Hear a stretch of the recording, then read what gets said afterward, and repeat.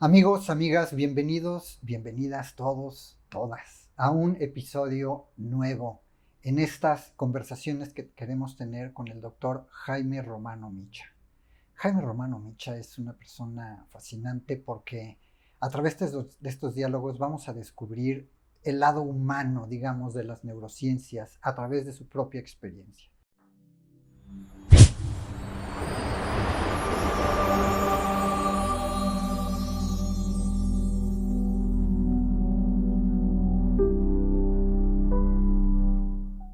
Pero un poquito, déjenme decirles quién es Jaime Romano Micha. Él es un destacado neurocientífico y neurofisiólogo mexicano. Tiene más de 4 décadas dedicado a los estudios de la conciencia y del funcionamiento cerebral. Él es famoso por la neuropirámide de Romano, de la que vamos a estar hablando a lo largo de estas conversaciones con él. Tiene reconocimientos nacionales e internacionales en todos estos temas y además es muy reconocido por el tema de la aplicación pionera en los temas del neuromarketing. Es un tema también fascinante del que vamos a hablar. Él tiene una formación académica por la UNAM, Universidad Nacional Autónoma de México, y por la UCLA, la University of California en Los Ángeles. Desde 1978-1980 aproximadamente, él ha dirigido varios centros sobre el estudio del cerebro. Entre ellos está, por ejemplo, el Instituto de Salud Mental, el Centro Neuropsicopedagógico.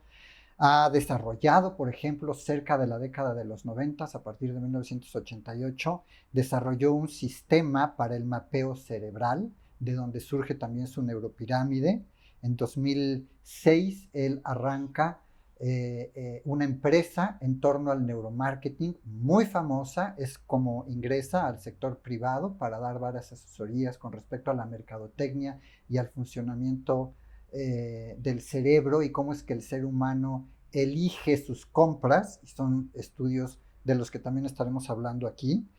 Y bueno, más recientemente y a la fecha, él dirige Neurocheckup Center en la Ciudad de México y también Neurociencias Clínica Integral, que es una clínica actual también en la Ciudad de México con diferentes especialidades que se dedican a servir al ser humano y a las necesidades que tiene con respecto a su salud mental y cerebral. De manera que, Jaime, qué gusto siempre es estar platicando contigo. Es inmensa tu trayectoria, pero lo que yo te diría es, ¿cómo describe Jaime o cómo se describe Jaime a sí mismo en una sola frase? Después de que dije un poco de lo que has hecho a lo largo de los años. Pues mira, yo diría que Jaime siempre ha sido pues una persona curiosa. O sea, siempre la curiosidad desde muy pequeño observaba al camaleón y decía cómo se cambia sus colores y bueno, una persona muy inquieta, mi mente todo el tiempo tiene que estar pensando y haciendo cosas, ¿no? Que creo que eso es una de las características, ¿no? Que no todo se ha quedado en la teoría, Sí, sino que he tenido la habilidad de llevarlo a la práctica y de transformar mi realidad. sí. Y siempre la curiosidad me ha acompañado, sobre todo la curiosidad de cómo el cerebro funciona y cómo el cerebro produce todo este tipo de cosas. Claro, esa curiosidad surgió más adelante porque cuando era pequeño, pues más bien era la curiosidad por ver, me gustaba mucho la pintura, la música, era toda esta parte artística que estaba ahí presente, que desafortunadamente no fue muy apoyada, ¿no? por mis padres, Okay. que ellos querían que yo pues fuera una persona muy exitosa. Yo vengo, digamos, de padres que emigraron a México. ¿De dónde? Porque ¿de dónde es tu linaje? Mi padre, fíjate que es muy interesante porque mi padre nace en Damasco, Siria, Uh-huh. y ahí crece y como a los 14 años se viene a México en un barco sin hablar español ni nada, no sabían ni a dónde iban, Okay. y entonces era gente muy resiliente y gente con mucha fuerza y tenían que sobrevivir, ¿no? Sí. ¿Eso qué año era? En 1914, más o menos O sea, 1920, por digamos ahí. que salen con la Primera Guerra Mundial. No, salen por el Imperio Otomano, que Ok. había una gran depresión económica Okay. y buscaban nuevas oportunidades, Sí. ¿no? Y ahí el Imperio Otomano era cuando venía la caída, que hubo muchos problemas, muchos genocidios incluso, ¿no? Por parte de los griegos que destruyeron y hacían que todos estos personajes salieran, ¿no? Pero bueno, mi padre sale en esas condiciones, buscando nuevas oportunidades. Mi madre nace también en Damasco, Siria, y yo siempre me concebí como judío árabe hasta que me hice una prueba genética con la saliva y descubrí que del lado de mi padre más bien venimos de judíos rusos o polacos, y de mi madre de judíos árabes como tal. Y entonces es una mezcla interesante que creo que ha condicionado, ¿no?, lo que soy ahora, que soy una mezcla, por decirlo de alguna forma, de un científico muy estricto y muy curioso y siempre tratando de encontrar la realidad. Pero por otro lado, por parte de mi madre, de toda una situación más mística, más paranormal, más sensorial, más intuitiva. Porque del lado de mi madre, por ejemplo, siempre ellos leían el café, la taza del café, y mi madre hablaba de ángeles, que estuvo a punto de morir y aparecieron unos ángeles que la rescataron. Entonces yo crecí como que en ese ambiente, ¿no?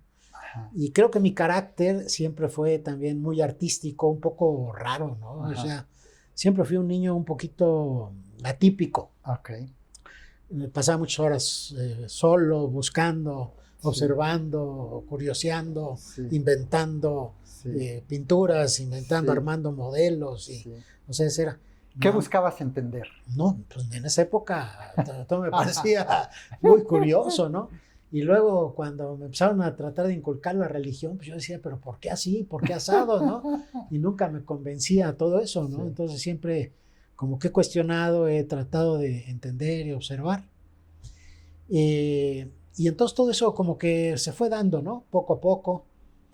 Y luego resulta que ya cuando fui joven, bueno, yo me acuerdo que cuando era chico, ¿seguimos con esta historia? Sí, claro. Entonces, digamos, cuando era niño, te digo, yo era como muy curioso y demás, pero... Porque quiero decir ahí, no te quiero interrumpir con lo que quieres seguir diciendo, pero traías como un pie en un lado muy científico de querer entender, este entendimiento racional que dice quiero explicarme racionalmente las cosas, pero por el otro lado, con este aspecto místico de la tradición de la que vienes, cuando hablas de tu madre, de la lectura del café, cuando hablamos de estos aspectos místicos de Medio Oriente que tienen que ver con esta sabiduría intuitiva, es correcto, que siempre está activa, ¿no? en nosotros, pero a la que no le prestamos muchas veces atención y que a veces se ve opacada por el lado racional.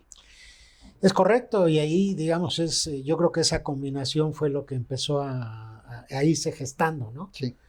Entonces, te decía, cuando era chico, pues veía que yo tenía como que mucha habilidad para entender las cosas, matemáticas y demás, y era súper bien portado, pero al mismo tiempo temeroso. Temeroso de no portarme bien, de no ser querido, de no ser aceptado. Creo que también parte de mi persona y de todo lo que he logrado hacer a lo largo del tiempo ha sido un poco por inseguridad. O sea, por no tener un lugar, ¿no? Yo tengo 2 hermanos, tengo un hermano mayor que es muy exitoso, siempre ha tenido mucho éxito social y demás, y mi hermana que es muy cariñosa, y yo era como que el de en medio, pero creo que siempre dentro de mi persona muy profunda, ¿no? Está el tratar de hacer y destacar y entender, y siempre con ese movimiento, ¿no? De ver cómo se hace. Pero narras muy claramente lo que todo ser humano, por ejemplo, psicológicamente, nuestro desarrollo psicológico, queremos es también ser aceptados en la sociedad en la que estamos. Claro. Entonces ese miedo del que hablas de, híjoles, todas mis ideas, toda esta cosa que es a veces muy extraña, poco común, ¿cómo la hago caber? ¿Cómo no me convierto en el extraño? Exacto, sí, ¿no? Que siempre, a pesar de que he tratado, soy el extraño, ¿no? Eso es una realidad, ¿no? Por lo que hago, pues me he vuelto líder, pero también he sido muy innovador, ¿no? Y por eso la Unión Europea me dio el premio platino por el tema de neuromarketing que tú mencionaste, que para mí es el tema menos interesante de todo lo que he hecho, ¿eh? O sea, esto de la Sí. mercadotecnia y demás Sí, surgió de manera inesperada, sí, sí, sí, porque sí, yo lo que sí, estaba tratando de hacer era encontrar un modelo sí, que explicara el proceso de aprendizaje, sí, porque me estoy brincando, ¿no? Ya como médico, pues veo muchos pacientes con problemas de aprendizaje y desarrollo, pero hay una etapa de transición interesante, yo creo que esa es en la que quisiera entrar y ¿sí? no sé si te vas a Más en la referir parte más humana, a, ¿verdad? a Salvatore Giarrizzo. Yarritzo. Pues sí, mira, fue una época interesante. Te digo, toda la primaria sacaba yo muy buenas calificaciones, en secundaria también, de hecho, ya que hacíamos matemáticas y geometría analítica y demás, yo llegaba a resultados diferentes y el maestro luego decía, ¿de a quién le copiaste o por qué hiciste? Pero siempre sacaba 10, ¿no? En Ajá, geometría analítica. Pero luego, en tercero de prepa, entré yo en crisis. Tuve una crisis porque no tenía que estudiar. Y entonces dije, bueno, pues como soy tan bueno para las matemáticas, pues me voy a meter a hacer algo relacionado con matemáticas y demás. Pero luego decía, no, pero es que me gusta la música y me gusta la psicología y me gusta no sé qué. Entonces, en tercero de prepa fue donde entré en crisis y de ser una persona que siempre sacaba el primer lugar, me fui y reprobé. Fue el primer año que repruebo. sí. Y en ese año de tercero de prepa, pues me iba más bien a jugar billar con mis cuates. Jaime, es muy interesante lo que estás diciendo con respecto a tu infancia, pero ¿qué recuerdas o qué es realmente relevante? ¿Qué quieres destacar y traer, compartir con nosotros de esa infancia que te marcó de maneras especiales? Fíjate que un recuerdo que tengo que está ahí muy presente es que yo, como me gustaba tanto el arte y el dibujo y la pintura y la música y demás, yo me acuerdo que cuando era chico incluso escuchaba sinfonías en mi cabeza Ajá. y yo quise ser músico y Ujú, le dije a mi mamá, oye mamá, por favor llévame al conservatorio de música para presentar los exámenes. ujú. Y mi mamá yo creo que lo veía en eso de ser músico, pues no va muy Sí. acorde con Ah, lo que queremos, ¿no? ajá. Y entonces manipuló mi madre todo para Ujú, que no me dijo que no podía yo entrar, que porque había ido al conservatorio, pero que ya se habían llenado los espacios, ¿no? Yo me acuerdo que me quedé en mi casa porque a mi hermana sí la inscribió al En, conservatorio de ok, música ok. y a mí me dejó en la casa, Sí, yo casi llorando, ¿no? sí. Y me habla por teléfono y me dice mi mamá, oye, ya convencí a los maestros de que sí vengas, pero vente rápido para presentar tu examen. Yo emocionado fui ahí al conservatorio, ¿Qué edad tenías, Jaime? no sé si 10 años o 11 años, o menos, 8 o 10 años. Y entonces me acuerdo que llegué ahí, pero me di claramente cuenta que mi mamá se había puesto de acuerdo con los maestros como para simular de que iba yo a presentar el examen. Porque cuando hicieron el examen me di cuenta que yo podía resolverlo perfectamente. Y ahí acabó Ujú, o se interrumpió. sí, ok. Porque ya después, cuando fui joven, Ajá, cuando ya en la secundaria y prepa, pues tuve mi conjunto de rock y sí, me compré mi guitarra y mi sí, amplificador y sí. me salió una hernia por cargarle el amplificador.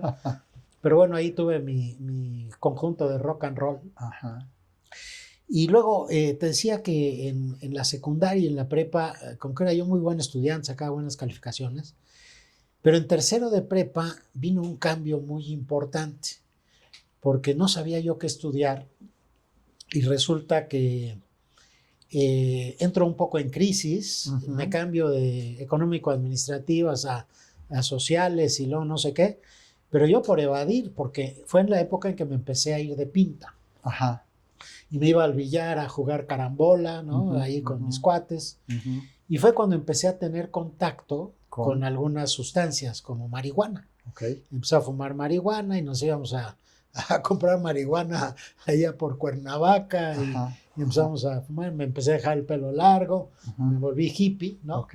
¿Qué años eran estos? Estoy hablando de 1900, 1968, 69. ok, Y entonces fue esa época que además coincidió con que mi padre estuvo muy enfermo y estuvo a punto de morirse. mm, Mis hermanos ya se habían casado y yo estaba yo ahí en la casa. eh, y luego, fíjate que total que repruebo las materias y a fin de cuentas decido entrar a arquitectura. ok, Dije, voy a entrar a arquitectura me inscribo en la UNAM y entro a arquitectura. Y a los 3 o 4 meses dije, esto no es para mí. Sí. Pero fueron cosas que a lo mejor vas a decir, qué raro que por eso decide no estudiar arquitectura. Ajá. Una de las cosas que me marcaron Sí. era que tenía yo una compañera que venía desde la prepa conmigo, se la pasaba llorando y le salían mocos de la nariz. Era un poquito grotesco, ¿no? Ajá. Y luego había otra situación en la que teníamos que hacer dibujo al natural. Ajá. Y entonces traían a unas señoras sin recursos, o sea, personas, mujeres que venían para que las dibujáramos y les pagaban algo, ¿no? Entonces eran señoras que me daba mucha lástima porque ponían una cortinita, se desnudaban, salían frente a estos alumnos, ¿no? Y teníamos que dibujarla. Pero a mí me daba pena, me daba lástima. Era esa situación. Y en fin, dije, esto no es para mí. Dije, me voy a dar de baja. Y en esa época tenía yo un cochecito. No sé cómo fui a una agencia de coches y cambié ese coche por una Renault 4L. Era una camionetita pequeñita, nuevecita. La saqué, firmé letras de cambio. Y entonces llego a mi casa y le digo a mi papá, papá, me voy a ir de viaje. Firmé letras de cambio. Mi papá me corrió de la casa. Se encabronó. Literal. Me sacó de la casa. Me dijo, eres un idiota, no sé qué, no sé cuándo. Me corrió. Y entonces fui a tocarle el timbre a Elías Micha, al hermano de Adela Micha, que es mi primo. Y le toco y le digo, Elías, nos vamos a ir de viaje. Dice, ¿cómo que nos vamos a ir de viaje? Le dije, sí, yo voy a entrar y voy a convencer a tu mamá. Y la mamá de Elías me quería muchísimo, la mamá de Adela. Y entonces convenzo a mi tía de que nos vamos a ir de viaje. Y entonces en la Renault 4L empezamos a echar, porque yo ya había hecho fotografía y tenía mis cámaras y tenía mi cuarto oscuro y demás. Dije, pues los voy a echar en la camioneta. ¿Todo lo que tenías instalado en casa de tus papás? En casa de mis papás. Entonces compré ahí todo lo que pude, lo eché a la camioneta y finalmente nos fuimos. Y empezamos a hacer trueque. Cambiábamos que una docena de calzones porque me pases la panga y que me des de comer y te doy esto, ¿no? Y la ampliadora la usamos para... Y en fin, así recorrimos todo el sur de México. Estoy hablando de 1969, 70. Fuimos por Veracruz y luego llegamos hasta Quintana Roo, conocimos Tulum, que no había nada. Y luego atravesamos el istmo de Tehuantepec en la camionetita. Era toda una aventura. Ya llevamos como 7, 8 meses de viaje. Y de repente llegamos a Puerto Ángel, que está ahí en Oaxaca. Y me acuerdo que llegamos a una cabañita y en esa cabañita coincidimos 2 franceses que eran gemelos idénticos. Había un padre jesuita. La cosa más rara que te puedes imaginar. Elías, mi primo y yo, en la cabañita, y el dueño de la cabañita, que era una persona local de ahí, ¿no? Y entre nosotros platicando, los franceses decían, no, es que vamos a comer hongos alucinantes. Y pues en esa época, pues vamos a comer hongos alucinantes, ¿no? Y entonces el encargado de conectar los hongos fui yo. Fui y compré los hongos ahí en Playa en Puerto Ángel. Puerto Ángel. Llegamos ya con los hongos y nos fuimos a Zipolite. Y en Zipolite empezamos a comer los hongos, era un atardecer. ¿Cómo supieron cómo comerlos? Pues como era en esa época, hijo. Te vendían los hongos y te los metías. No sabías ni qué te metías, ¿no? Y entonces nos sentamos ahí en la playa, comimos los hongos. Los franceses se fueron por allá, el otro jesuita se fue por allá, mi primo se fue por allá. Yo estaba sentado en la arena y empezaba el atardecer y empecé a sentir una sensación de estar en comunión con la naturaleza. Me empecé a sentir tan orgánico. Empecé a sentir a Dios, el sol casi metiéndose en el horizonte y de repente pasa una pareja, un hombre y una mujer agarrados de la mano, pero los seres más hermosos que he visto en mi vida, pasando por ahí, y dije, esto es la creación máxima de Dios y yo quiero dedicarme a estudiar. Y ahí fue donde decidí estudiar medicina, en ese viaje de hongos. Pasó ahí, estuvimos a punto de que nos mataran con unas personas que yo pude parar un poquito las cosas. Ya regresamos y al día siguiente estoy sentado frente a la playa observando, ¿no? Ya había pasado el efecto de todo esto y llega un tipo ahí y se para y se sienta a unos metros de mí, un hippie también, con pelo largo, ¿no? Y se me queda viendo. Y le digo, ¿qué? Ajá. Y ahora se me queda viendo y me dice, you are very sensitive. Ujú. ¿Sensitive? Ajá. Yo no entendía qué me decía. Ajá. ¿Sensible? Ajá. No Sí. entendía. Sí. You are very sensitive. Ujú. Y ya se acerca, empezamos a hablar y bueno, él se convirtió en mi maestro, Salvatore Giarrizzo, Yarritz. que me empezó a enseñar todo este mundo fuera de lo común. Ajá. Él manejaba mucho relaciones, cosas que sucedían, y con él tuve Cuando dices relaciones, son que sincronías. numerología, Numerología. fechas, Ajá. relaciones, Sí. ¿no? Sí. Y yo lo tomaba como, pues no entendía, ¿no? Ujú. Pero me empezaron a pasar desde el segundo día con él fenómenos de telepatía cabrones. Ujú. O sea, empezamos a transmitir la información, telepatía. Sí. Digo, ya será objeto de alguna otra conversación, Sí. pero aparecieron tantas Sí. veces y tan puntuales Sí.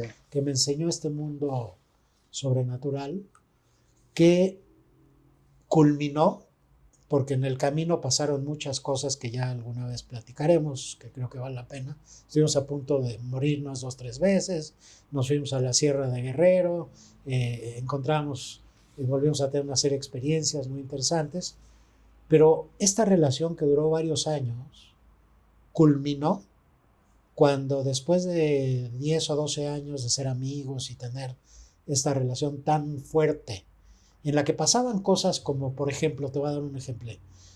Yo una noche soñé que yo me veía a mí como Demián, el de Hermann Hesse. Ajá. Así yo me vivía en mi sueño. Ujú. Y al día siguiente me llega una carta. Vamos a poner contexto. ¿Quién es Demián Hermann Hesse? Hermann Hesse es un escritor Sí, claro. que en mi época era muy famoso Sí. y tiene varios libros. Sí. Entonces, uno de ellos se llama Demián Ajá. y el lobo estepario y Ajá. algunos otros. Ajá. Yo me soñé como Demián. Ok. Y al día siguiente me llega una carta que Chava Salvador Giarrizzo había escrito unas 2 semanas antes. Ajá. En Brasil, Ajá. porque en esa época las cartas tenían que enviarse por correo. Ordinario. Entonces él había escrito una carta dirigida a Jaime Demián Romano. Ah. Sí, o sea, ese tipo de cosas, y te lo pongo nada más como un ejemplo de muchas más que se dieron Okay. y que ya tendremos oportunidad de platicar, porque fue Pues mucha vamos, telepatía. Vamos a hacer ese diálogo y vamos a invitar a la gente que nos escucha a que de verdad siga lo que vas a seguir comentando En otras pláticas. en otras pláticas. Porque en esta te voy a relatar una también que culminó. ¿Cómo culminó? Sí, pero lo que Pero queremos... ¿quieres decir algo? A ver. No. Lo que quiero es que la gente nos siga a lo largo de estas charlas.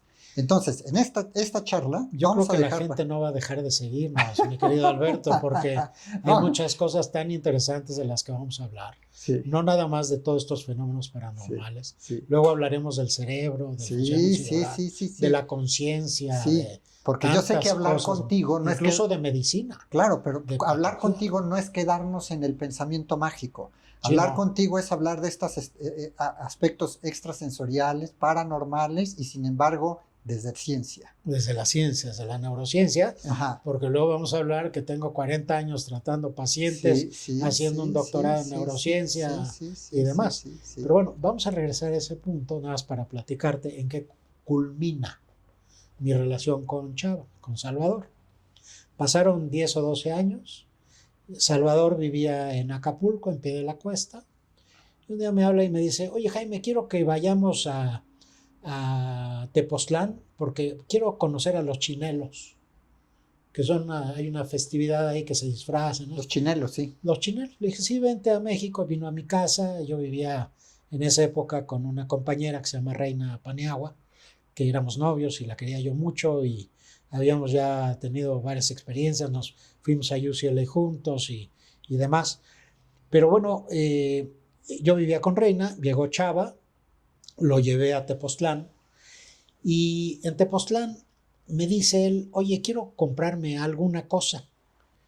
Y por ahí yo empecé a buscar y de repente veo a un local, a un indígena que hacía unas figuras de madera.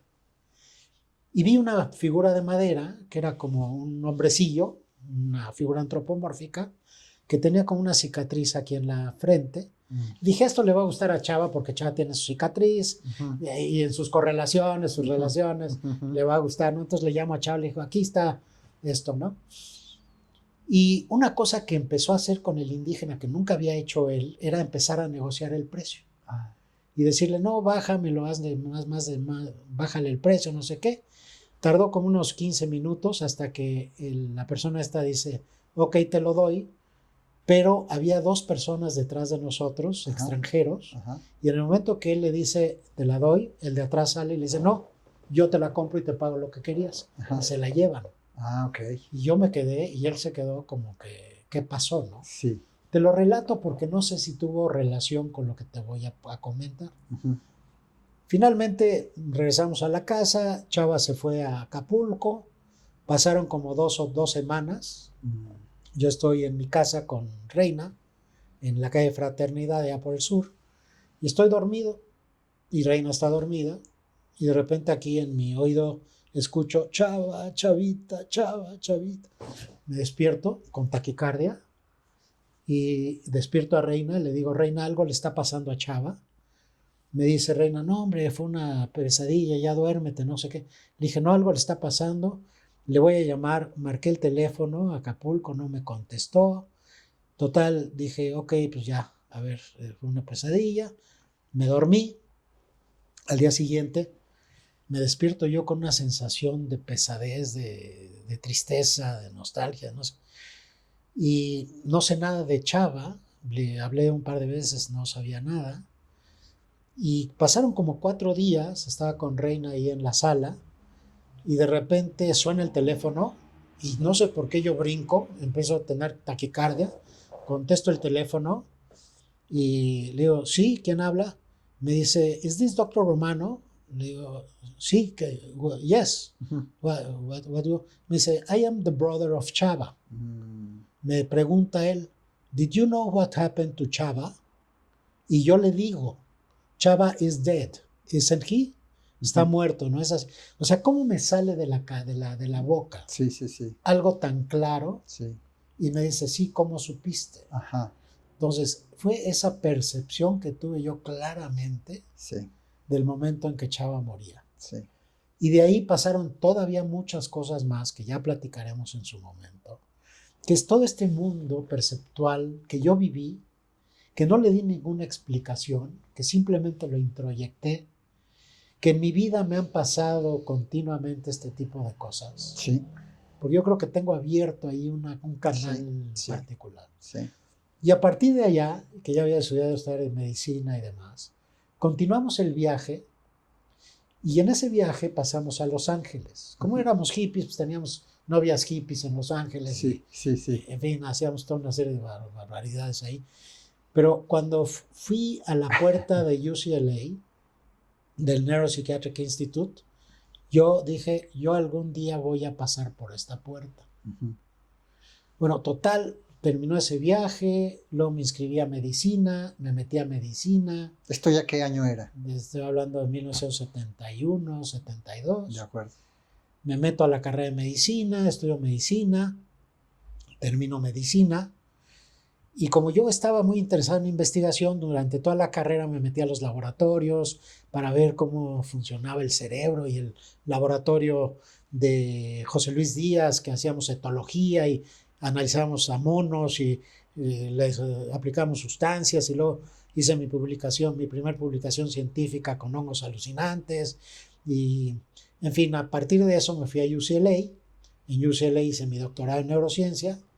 Luego regreso a México y pues sigo toda mi carrera profesional, en la que fui director del Departamento de Neurofisiología del Instituto Nacional de Salud Mental. Luego invento un sistema de mapeo cerebral, luego abro una clínica médica en la que pues llevo 45 años dando atención a niños, adultos con todo tipo de problemas de salud mental. Sí. En UCLA, pues yo insertaba electrodos en el cerebro de monos para entender cómo funciona el cerebro, Sí. con mi curiosidad y todo esto. Sí. Entonces he pasado muchos años de mi vida. Yo estoy por Sí. cumplir 74 años. Sí, sí, sí. Y entonces todo este tiempo me he dedicado a la ciencia, a entender el cerebro, a desarrollar metodología, a tratar de entender cómo funciona el cerebro, cómo Correcto. funciona la conciencia, cómo es el pensamiento Claro, y demás. claro. Pero de un tiempo para acá Ajá, estoy viendo que estoy teniendo un retorno ajá. a tratar de integrar. A integrar. Tratar de integrar todo ese mundo sensorial, paranormal que viví, Sí. de telepatía, telequinesis, que también, Sí, que ya sí, te platicaré, sí, relacionado con el arte, sí, con la poesía, sí, todo sí, este tipo de sí, cosas, sí, sí. y cómo de unos años para acá empiezo otra vez como que a entrar. Pero ya desde el punto de vista científico, a tratar de entender también todas estas sustancias psicotrópicas. Correcto. Con correcto. la cual acabo de hacer una par de experiencias con ayahuasca y Sí, demás. sí, sí, yo que sé. Mis hijos me dijeron que soy un loco, que estoy Yo loco. sé. Pero y bueno, demás, pero bueno. vamos a movernos hacia eso. Amigos, no se pierdan. Tenemos que seguir conversando con Jaime Romano. Vamos a tener siguientes diálogos con respecto a todo lo que nos está platicando y conversando. De manera que dejen sus comentarios, síganos en este canal y sigan particularmente esta conversación con Jaime Romano, doctor en neurociencias. Gracias, Alberto. Gracias por Qué gusto me da confianza. platicar Igualmente. contigo. Gracias.